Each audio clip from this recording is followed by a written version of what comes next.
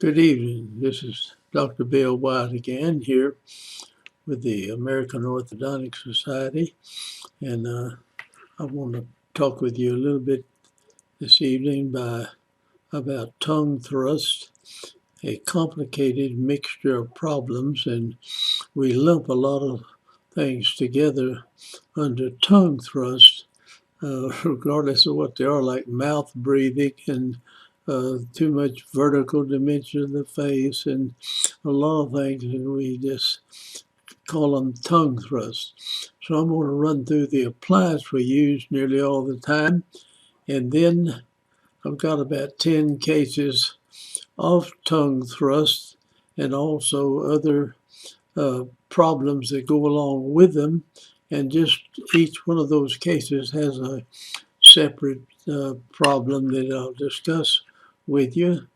And so we'll get started on that and see how it comes out here.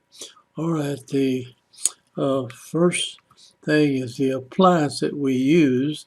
This stops most tongue thrusters, but before you stop them from tongue thrusting and everything, you need to get the airway corrected.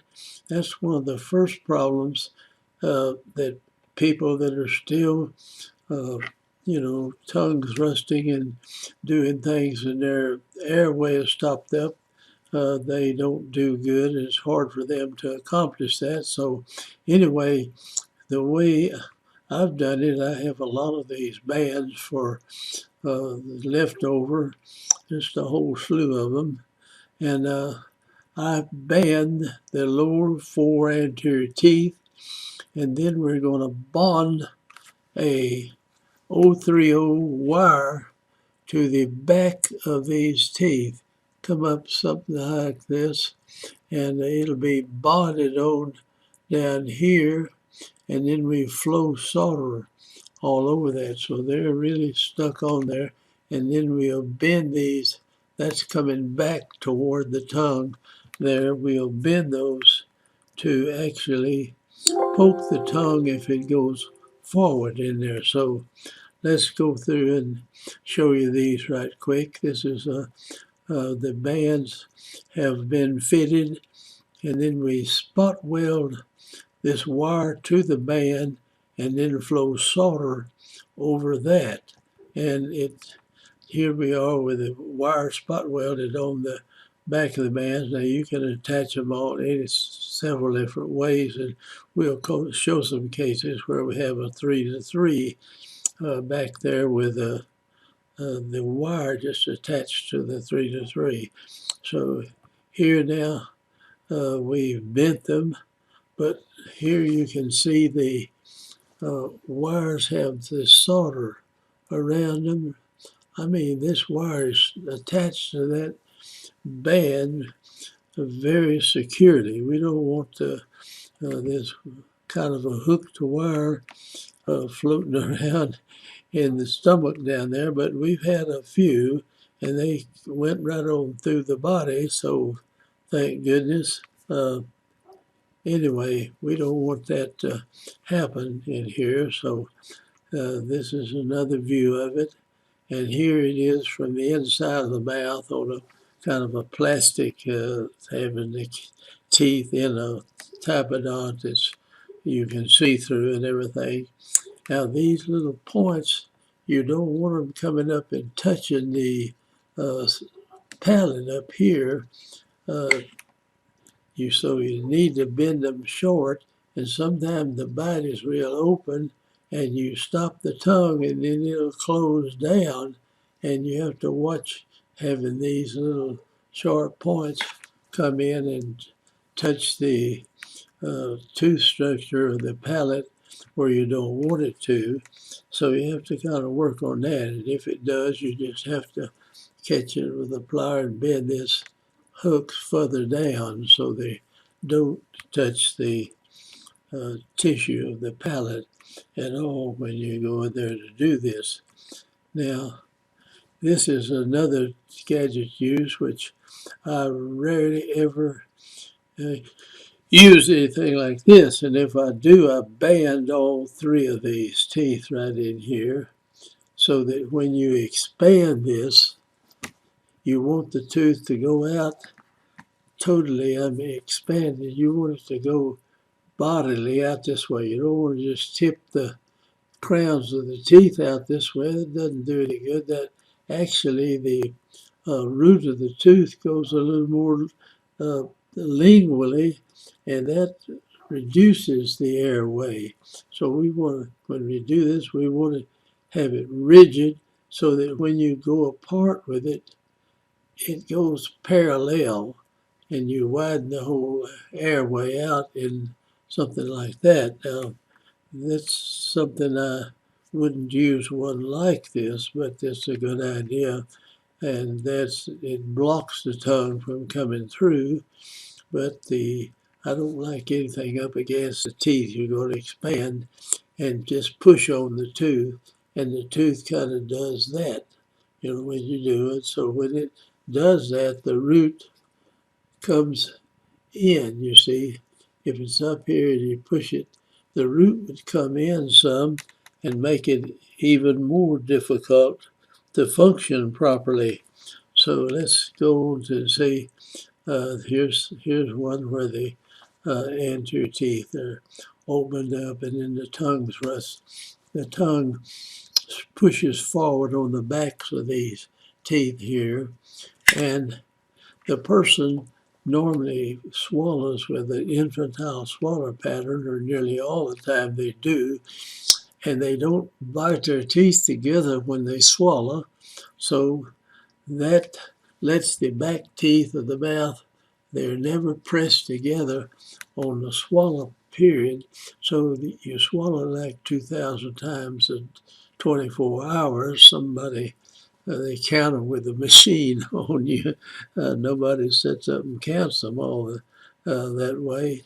But anyway, if you take that pressure away from the teeth, then they continue to drift forward, and so the child will develop an extra length in the lower third of the face, kind of stretch out like that, and it makes them look bad. So anybody you add to the vertical height of the third of the face, they don't look good. That takes away the beauty part of it here. Now, this is another gadget that we never do use. I just showed you some. Now, here is the case one that we have, and I'm going to go through 3 cases now, and then I'll do 3 and 3 some more when we get through. Now here's a little girl, and she's got a excess vertical dimension of the face down here. It's probably about this would be the length that you preferably would want this chin stopped there. Now she's got an extra length in the facial structure, and I'm going to have to run through these pretty fast. Now she's smiling. We've already got this thing started on her and everything. And here is the models, that we've got on her. And I'm going to just buzz through these articles. It's got a kind of a class 2, maybe little class 2 division 2, not totally that way at all. It's just a class 2 coming up. So there's a little open bite to it, and the frentrals are out of position, and that's caused the tongue going up there and pushing against it. Now, her main problem here is airway problem, and so she has a tongue thrust because she's got an airway problem, and you need to get rid of the airway problem. And so when we take a patient like this, we're going to send them in to get the adenoids removed up here like that and open up the airway for this person. And then we try to stop the tongue thrust and work on this, but we have her breathing properly before we get started on that. or at least you work on both of them at the same time. You go have the adenoids removed. Of course, you got to wait for that to kind of heal up. All right, here is other problems that this young lady has. Now, this is an x-ray of these little, we call them little fingers, they're little wires poking back at the tongue. So we're trying to have the tongue goes up there and hits those, and it pokes the tongue pretty good. I've never had anybody that really suffered with this very much. Usually about 2 times, and I had an MD or a doctor friend of mine that was a tongue thruster, and I asked him, I want you to tell me exactly what happens in here. And he said, I went up against that thing once, and then my tongue went in there and hit it again, and now the third time your tongue touches something that's sore and hurts, and it will not go up there. So you can talk like you want to. And what you're saying in there, you'll say it a different way, but you do not put your tongue in there. So people, you leave these in several months, and they get to where they don't even know they're in there. They don't bother them at all. But it breaks the tongue thrust problem, but you need to get them breathing right before they can do all these things that we need to in there. So let's go on, and I want to run through this real fast.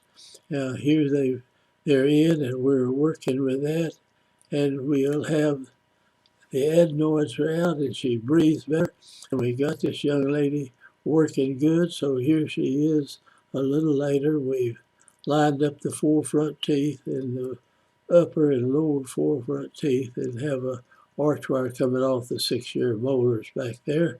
And we've got several deciduous teeth in here. And so we go through that to do what we call a first phase of orthodontics. And then we get her functioning right in here. And by that time, these 3 permanent teeth underneath here are starting to come in. So we do the second phase of treating a case like that. So this is one where the airway is affected. Now here we had too much vertical height, so we wore a occipital headgear. That's one that hooks up here and comes down, and we can set that occipital headgear where we can pull the molars up, or we can pull the anterior teeth up, or we can just pull the whole maxillary structure up, and that will tend to reduce this vertical height of the lower third of the face. Now that's one of the tongue thrust problems. It's mixed with airway and adenoid tissue. And let me see if we can show you another picture of this headgear. It's pulling up, and you can, by where you put the arms of this, if you pull early on with the arms right here, or if you run the arms on back here and you pull in that direction, it'll tend to pull the whole jaw up. If you get back here with the molar and you pull up, then the maxilla comes up this way, or more the anterior part. And that's what we're working on here. This is just about pulling on the anterior teeth. So we're going to change the palate, the teeth in that area in that way. Now here we have the headgears attached in there, and we put a little tongue on this headgear, and you fit that under the arch wire. And then if we cut these arms off about out here, about like this, and you pull up toward the occipital bone structure, then these teeth will take the most of this pull, and it'll do the pallet this way. In other words, it'll go up like that.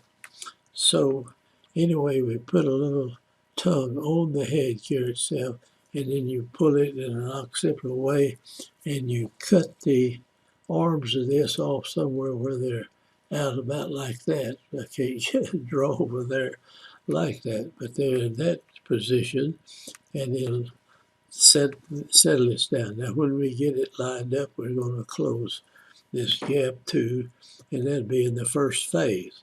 And so here we've got the first phase going pretty good, and we may pretty well correct it, and then we come back in the second phase as the permanent teeth are coming in and line it up. Once we get it pretty well corrected, we make a retainer for it, and then we watch the teeth until the permanent teeth are ready to come in, and then we start the second phase. Now here, all these permanent teeth are in except this one right there, and we'll get it before long. And anyway, it probably just hanging over by thin, and then this distance in here will shorten slightly. This tooth may move forward toward class 1 better, and that's the way that one will go. Now we go ahead and finish it. Here's case number 2. This young man, the vertical height of the face is a little bit excess, but not much. So let's see. You can see him. You've seen so many little kids running around with their front 2 teeth sticking out, and then their tongue pushes on them, and they're kind of this way. And when they play ball or something, if they get hit here, it'll slide up and they can damage their teeth. So just make darn sure that whatever they play, you have a mouth guard. You have to redo the living thing every few weeks, or it just doesn't fit. See, just to protect those teeth. Now he's got a open bite, and he's got a class 2 situation here, and so you can see the difference in this right here, and this point of this 6-year, let's see, anyway, this is a definitely class 2 right in here, and these are some deciduous teeth.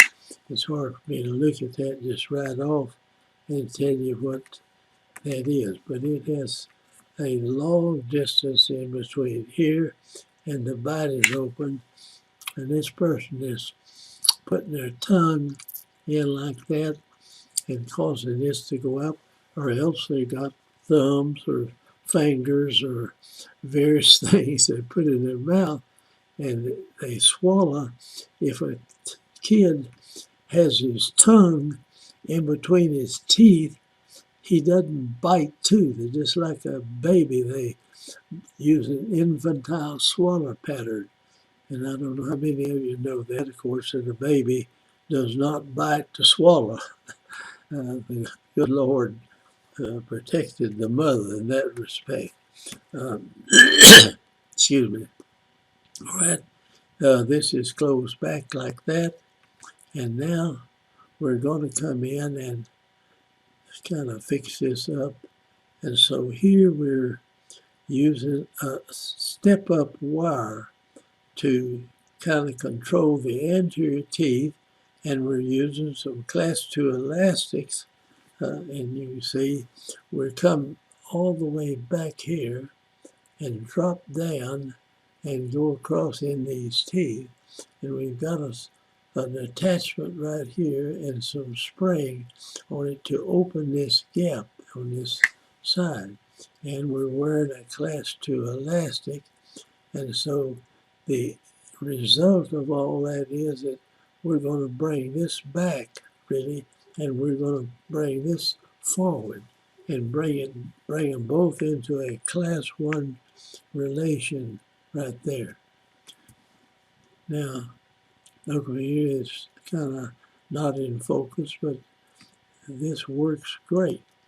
And so here you can look at it from the bottom, and we've got the cuspids.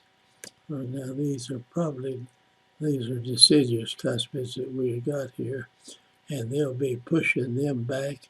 And this is the deciduous second molar right here, in the first deciduous molar in the cuspid right there. Now, here we put these little fingers on those teeth, and we did a reduction of these cuspids. So we tell you we got a lot of mixed up stuff here, and that allows us to put these teeth in a certain position here. Whereas if we didn't reduce this and do a pulpotomy on it, we couldn't get in there right at this time. Now, when this goes, the first deciduous molar goes, and usually you can get the two teeth in this gap here. And this is the second deciduous molar, which will be reduced here, and these teeth can go back, and the second bicuspid can come in this space, or it may go, for this goes forward some to close up the rest of the space. But anyway, this is how we fit the teeth to the position here. Now, let's go, there's the step-up arch wire in while we're waiting for the permanent teeth to come in back there. And usually we see this again where this is lined up, and we're breaking the tongue thrust habit, you see, with this, doing this back here. And we'll end up with a case in class 1 by expanding these lower teeth. And this elastics back to class 2. And they got spring pushing that back. And that's amazing how that will correct the class 2. All right, here we going with that, and we've got a little space in here now, you see, and a little bit over there. Not a great deal, but we'll go through this pretty quick. Now we've got the teeth lined up. Pretty much the upper lower teeth are pretty close together here. We still don't have these brought down far enough in here. Now this is the first phase though, and so we'll do more of that in the second phase of treatment. So here we go through this right quick, and here the little boy is a little later on, and the teeth look pretty close there. Yeah, that's pretty good. We'll wait till his permanent teeth come in. I'm sorry for the exposure on that, but that's back when he made these in '87. We had to shoot pictures and take the film to the drugstore and get them developed, and then have them go through it. It was a lot of pain until we came up with digital photography, and it made a big difference. So anyway, the upper now is lined up pretty good, and we've got the 3 deciduous teeth, the cuspid, the first deciduous molar, the second deciduous molar, and the 6-year molar back there where we are tied on to it. And this can be used as a lip bumper. You can put the lip bumpers in a lot of times, and they'll push back on the molars. But if you've got a kid that's swallowed improperly, then when they swallow wrong, they kind of activate the lip. And you take this pressure on the lip and shove it back against the molar and correct class 2 problems by using the lip bumper effect on it. Now here we slice this off, you see, and we'll do a pulpotomy on those, you see right in here. And then that holds this molar in place while we bring these 3. Now the cuspid's going to take up more than its room in here, And this second bicuspid, the first bicuspid will take up part of the room under this molar, and then there's plenty of room for the second bicuspid to erupt into. All right, we're getting kind of a lot of stuff here to cover, but I'm covering it pretty fast, and I hope you'll stick with me here on it. There we're just about, except we have to line the midlines up and everything on it. So we go through it pretty fast. And here it is protrusive, but we may break some of this fullness in the face right here by pushing back on this. And these are permanent 6-year molars right here, and the 12-year molars are in this area there, and we'll have to, we'll get them a little protrusive right there with the teeth with too much space on them. This is a bad film, so I'm going to just jump on past it. And now we've gone in and done the slicing on here, and you can see where this tooth is sliced and the laterals are coming in pretty good. We have to go back to the front on our x-rays. Now here we are further down the line. I forget the date that's on there, and that step down arch that we have coming in, and we're opening up this gap so this cuspid can come in, and this one too coming in here. By that spring is pushing back on this molar, and we're wearing a class 2 elastic in there, so this is opening up this space so this cuspid can come on in a normal position right there. Now let's close this down and go. Now here the young man is getting older and looking very nice, and the facial structure is almost perfect. Here and here and here and here. This is, need a bit of reduction in the vertical height of the face. It's a good position right now. Now let's see, and there's a nice smile, and here his teeth are, and he's got the permanent teeth in. Now whether this is closing together in a class 1, and that's where we finished them out like that. Here's the third case, and we'll be through with this. And this young lady has a tongue thrust. It just doesn't stop. I mean, she swallows. It's hard to get a picture of one because they push the tongue up in and then pull it back in. But we got a picture there. You can see the tongue kind of coming toward that, and it's they're breathing wrong too, and the tongue squeezing in that area.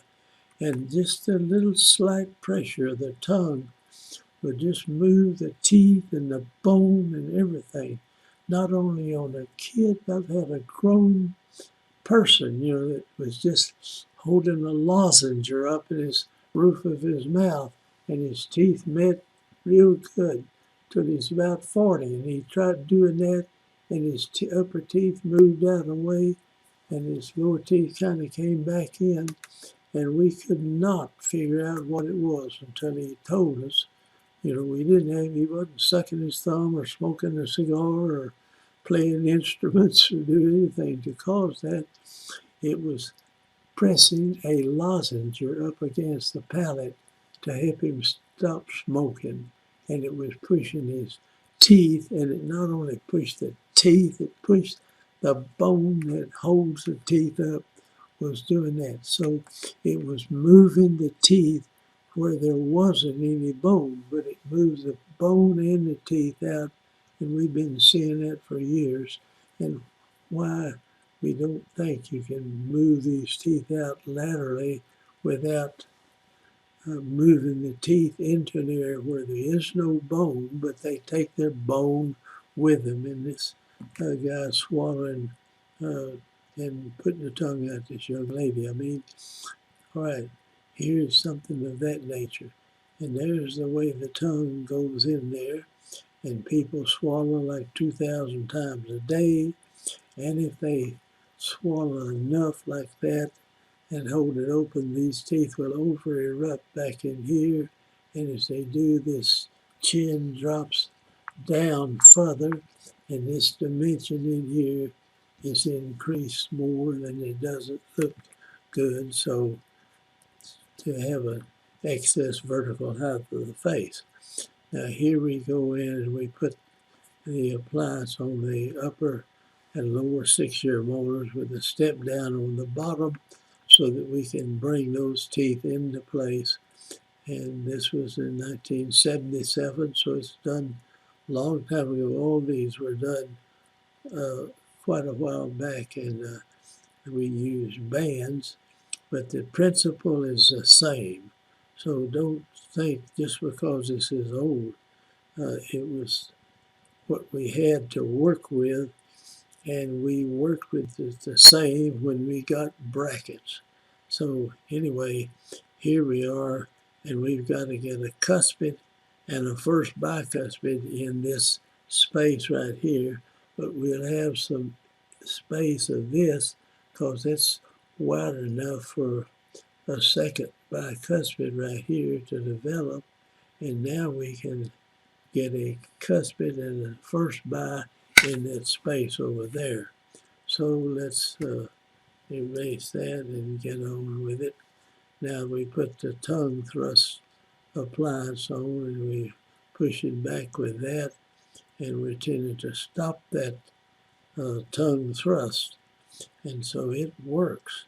And we leave them on for 6 or 8 months, and if they're not still doing that after they go through it, they'll learn that they go up there and these things stick the tongue a little bit, and then you stop going up there with the tongue. It will just stop, and that's kind of what this the doctor said, that he told me that they just stopped going up there. Now, this is, whoops, that's the last case we've got in this deal. And so I'm going to close out